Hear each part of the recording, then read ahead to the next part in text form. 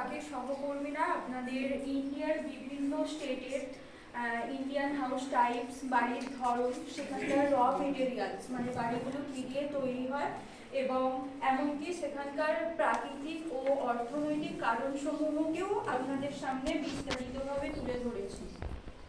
আমরা এখানে উপস্থিত সকলেই জানি যে ভারত, আমাদের দেশ ভারত হচ্ছে একটি উন্নয়নশীল দেশ। আমরা ইন্ডিয়ার প্রত্যেকটা স্টেটে গেলে সেখানকার মানুষদের মধ্যে মানে শুধু বাসস্থান কেন, খাদ্য, পোশাক, আশাক সব কিছুর মধ্যে বিভিন্নতা লক্ষ্য করতে পারি।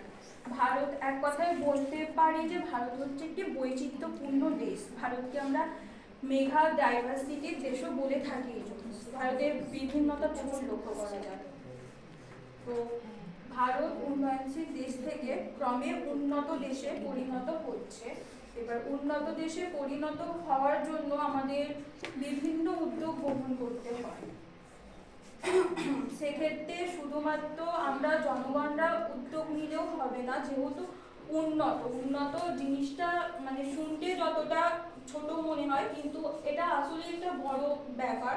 সেই জন্য সরকারি তরফ থেকে বিভিন্ন নীতি উদ্যোগ না নিলে মানে উন্নতটা সম্ভব না, পসিবল না।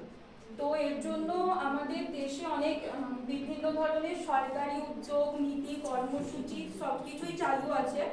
তো এর কয়েকটা উদ্যোগ যেমন আমি বলি, ইন্দিরা গান্ধীর ইন্দিরা আবাস যোজনা, যেটা 1989 সালে শুরু হয়েছিল। এটা প্রধানত মানে ভারতের